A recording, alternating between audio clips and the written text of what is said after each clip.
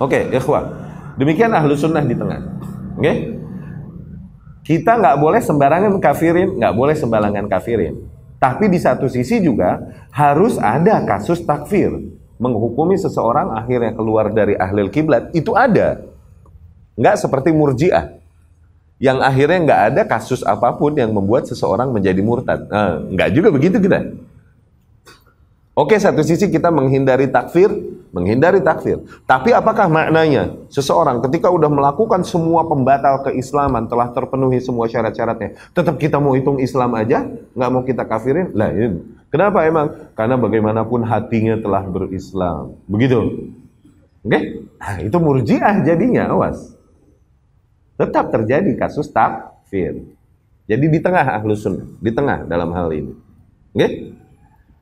Takfir terjadi apabila pembatal-pembatal keislaman terjadi pada seseorang, kasus-kasus yang sifatnya membatalkan keislaman seseorang. Dan itu pun tidak sekonyong-konyong. Ketika ada ulama atau salaf berkata demikian, apabila seseorang melakukan hal ini, dia telah kafir. Dia telah keluar dari Islam. Tuh, dulu awam tuh langsung ngerti ketika dibilang gitu, maknanya apabila telah didirikan atasnya hujah, telah terhilangkan darinya mawani', penghalang-penghalang dihukumi kafir. Awam dulu ngerti ketika dibilang gitu. Oke? Kayak waktu Imam Ahmad bin Hanbal bilang, "Man qala bi anna al-Qur'an makhluk fahuwa kafir." Barang siapa yang berkata bahwa Al-Qur'an makhluk, maka dia kafir, dia telah kafir. Tuh. Oke?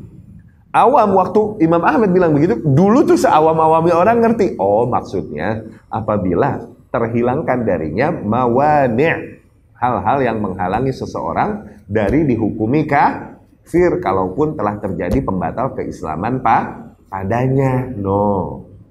Seperti mengatakan bahwa Al-Quran makhluk. Buktinya apa? Buktinya penguasa yang ada pada masanya mengatakan Al-Quran makhluk, bahkan memaksakan hal itu. Tapi apakah Imam Ahmad menghukumi penguasanya kafir? Tidak. Sama Imam Al-Barbahari, apabila kau melihat seseorang melakukan pembatal keislaman, maka kau harus tahu dan wajib atasmu telah menghukumi dia bahwasanya dia telah keluar dari Islam. Apabila terpenuhi syarat-syaratnya dan terhilangkan penghalang-penghalangnya. Tuh. Awam dulu, nggak usah pakai disebutin segitunya, disyarah segitunya, langsung otomatis dapat. Coba orang sekarang. Barang siapa yang dia meminta-minta di kuburan, maka dia musyrik, kafir. Ada orang sekarang ngomong gitu. Awam nangkepnya apa? Oh, dia takfiri. Paham nggak? Padahal dia berkata perkataan mujmal. No. Paham nggak? Kayak ini Imam Al-Barbahari. No, lihat. Apabila ada seseorang dia berdoa kepada hal lain selain Allah, menyembelih untuk selain Allah, banyak nggak Muslim melakukan itu? Banyak bener, bro. Tetangga ente banyak nggak? Iya, nggak jauh-jauh. Banyak bener nggak? Yang jaroh terus minta-minta di kuburan. Iya kan? Iya, minta kepada selain Allah. Udah fix. Oke? Atau hal-hal demikian, maka wajib atasmu untuk menghukuminya bahwasanya dia telah keluar dari Islam. Tuh, kata Imam Al-Barbahari. Oke? Maknanya ente pulang ke rumah langsung ente hukumin tetangga ente yang kemarin ente hitung masih muslim, udah kafir deh. Gue tahu waktu jaroh dia minta-minta sih. Gitu. Imam Barbahari nggak memaksudkan itu. Kalaupun tidak disebutkan olehnya dan oleh para salaf di dalam hal demikian, orang tuh otomatis langsung mengetahui apabila terpenuhi syarat-syaratnya dan terhilangkan penghalangnya. Semua hukum itu dijatuhkan apabila terpenuhi syarat-syaratnya, okay? Dan terhilangkan penghalangnya. Ini konsep inti di antara konsep-konsep inti Ahlus Sunnah. Nggak bisa meleng kita dari sini. Paham ya? Sama seperti Allah berkata, pencuri lelaki, pencuri wanita, potonglah tangan mereka. Apakah maknanya mentah-mentah dapat maling sendal jepit di masjid ente iris tangannya rame-rame? Nggak begitu kan? Ketika Allah berkata, pencuri lelaki, pencuri wanita, potong tangan mereka. Langsung di benak kita, apabila terpenuhi syarat-syaratnya, terhilangkan penghalang-penghalangnya. Tuh, langsung, itu langsung. Jadi jangan baper ketika kita menyampaikan hukum yang kenceng tuh. Terus dibilang, oh takfiri dia nih, bakatnya takfiri. Lo aja norak. Ilmu lo nggak nyampe itu mah. Paham? Kayak imam nih, rahimahullah. Mengatakan kata-kata yang mujmal. Apabila dia melakukan ini, maka wajib atasmu menghukuminya bahwa dia telah keluar dari Islam. Kalau ada orang kontemporer, bikin buku dengan pernyataan demikian, bangsa dituduh takfiri gak? Dituduh takfiri. Kenapa? Karena yang bacanya alay.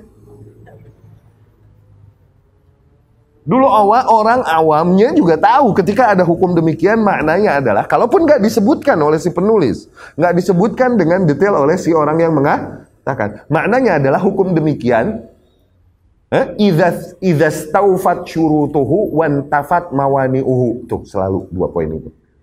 Apabila syarat-syaratnya telah terpenuhi, terhilangkan penghalang. Terjadi sebab, di antara sebab-sebab dihukuminya seseorang keluar dari Islam.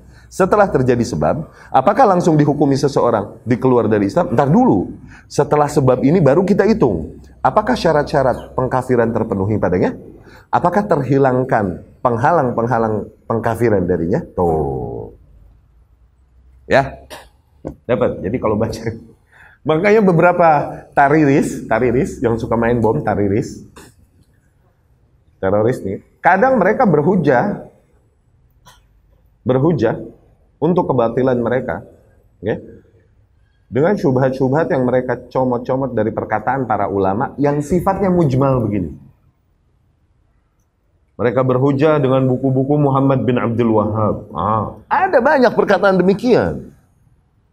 Mereka berhujah dengan buku-buku Syekhul Islam Ibnu Taimiyah. Tuh. Karena ada perkataan-perkataan demikian yang akhirnya mereka telan mentah dan mereka hajar langsung mentah-mentah di lapangan. Akhirnya kita Ahlus Sunnah ketika menggunakan buku-buku yang sama, dihitung sama nggak akhirnya? Ngajinya buku itu juga bang, saya bawa petasan nih, gitu kan? Bawa mercon nih di gamisnya nih. Dikata begitu nggak? Juga. Baik-baik lo ngajinya jenggot no, periksa di tasnya ada jangwe lagi. Serem nggak? Karena nggak bisanya orang memahami perkataan-perkataan global, mujmal demikian. Jadi kalian, kita penuntut ilmu, langsung ketika seseorang dia akidahnya akidah Ahlus Sunnah, orang dikenal dia biasa menegaskan sunnah, mengingkari yang bid'ah. Dia mengatakan perkataan-perkataan mujmal, nah ini adab inti, di antara inti-inti adab. Dia mengatakan perkataan-perkataan mujmal demikian, langsung maknanya arahkan sesuai dengan kaidah-kaidah karena al-aslu fihi ala sunnah, karena hukum usulnya dia di atas sunnah. Jangan langsung sengaja dicuri-curi perkataan demikian, dipotong-potong, di frame untuk langsung menghukumi bahwasanya dia di atas kebid'ah. Nah, jangan, awas. Ya, apabila seorang imam, seorang Ahlus Sunnah mengatakan perkataan-perkataan yang mujmal, yang artinya bisa diseret ke situ juga, di satu sisi, gitu. Karena seseorang membaca perkataan imam begini, langsung kita bisa menyeret, oh berarti langsung kita kafirin, begitu kan? Mujmal nggak? Multitafsir gitu. Apabila orang yang mengatakannya adalah orang yang berada di atas konsep sunnah, langsung arahkan maknanya yang sesuai dengan akidah Ahlus Sunnah. Itu adab. Bukan malah dijudge, bukan malah diingkari. Dapat ya? Bisa difahami itu? Ini error yang terjadi bahkan pada para penuntut, pada para dai. Bukan cuma para penuntut ilmu. Ketika ada perkataan-perkataan mujmal demikian, wah langsung semua jadi mufti Facebook. Ya salam. Mujahid keyboard. Langsung semua jadi pendekar di dunia maya. Ya kan? Allahul musta'an.